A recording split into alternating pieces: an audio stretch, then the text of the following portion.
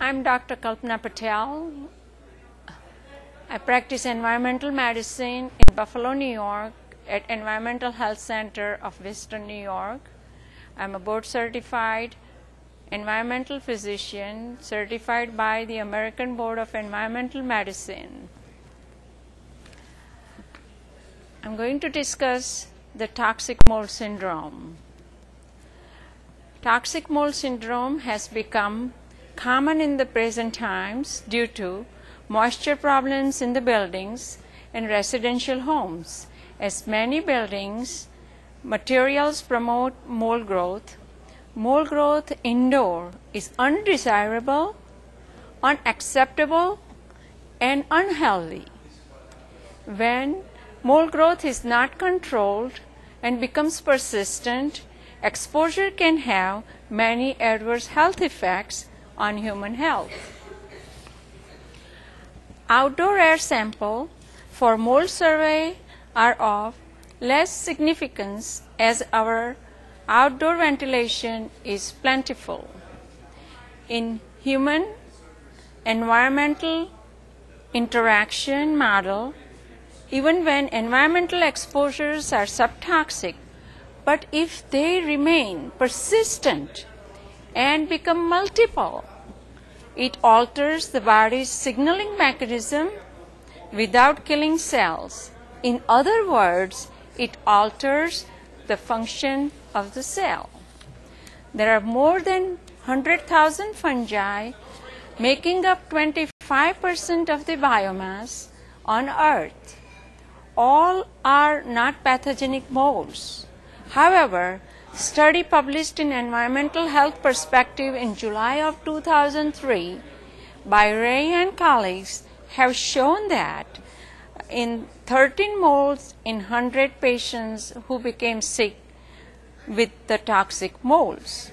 Most common molds are Aspergillus, Penicillium, Alternaria, and Mucor.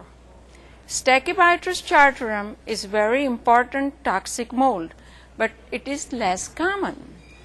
The presence of this mold doesn't indicate the presence of mycotoxin, as all strains of this particular mold does not produce the trichothiocin toxins. Toxic mold grow in any part of the building that is dark and damp. Toxins are released into the air, meaning that even those who are not in a close proximity to that mold can suffer from toxic mold syndrome. Mold particles are respirable and they carry mold spores and mycotoxins with them. And inhaled mycotoxins are 10 times more toxic than ingestible. Mold produces mycotoxins that are more than 100 mycotoxins. Even just one mold Aspergillus produces 60 or more toxins. There are 4 types of mycotoxins like aflatoxin, ochratoxin, rubratoxin, and ceterotoxin, which are very common. Mold and mycotoxins can spread beyond the actual area of mold infestation, meaning that toxic mycotoxin exposure can occur in areas of the building that actually doesn't contain mold, commonly seen in big office and government buildings, including school and big mansions. Mold frequently grows inside the walls and ceilings. Spores often end up within a ventilation system of entire house or the building.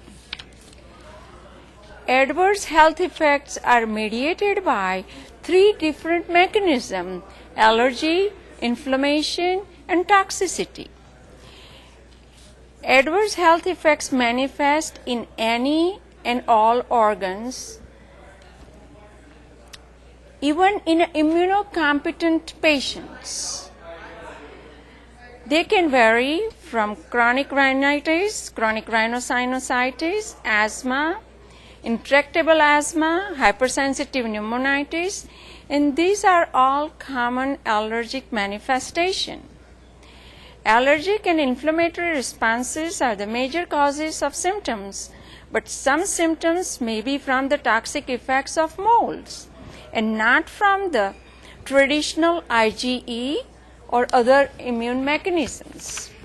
Toxic mold symptoms manifest in any and all organs. Respiratory symptoms were detected in 64% of the patients in the study I reported earlier, which was published in Environmental Health Perspectives. Neurotoxicity, including neurological dysfunction, in 70% of patients. Neurocognitive functions in 50% of the patients, which varied from short-term memory loss, depression, panic, ADHD, ADD, and eating disorder, and including the problems with concentration.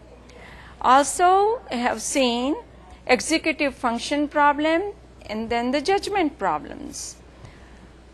Neurotoxicity may manifest as a peripheral neuropathy, sensory motor, or sensory motor in combination. Patient may suffer from headache, loss of concentration, blurry vision, double vision, etc. It is also very immunotoxic, and it alters the immune functions, and person may also develop autoimmunity, lower white cell count, T cells, B cells, even including the bone marrow suppression and thrombocytopenia, which may manifest as bruises and bleeding, and recurrent respiratory infections are common, and patients may develop the recurrent pneumonia, which is resistant to treatment with antibiotics. So, in summary, it can be mutagenic, carcinogenic, and dangerous to health if it is not controlled.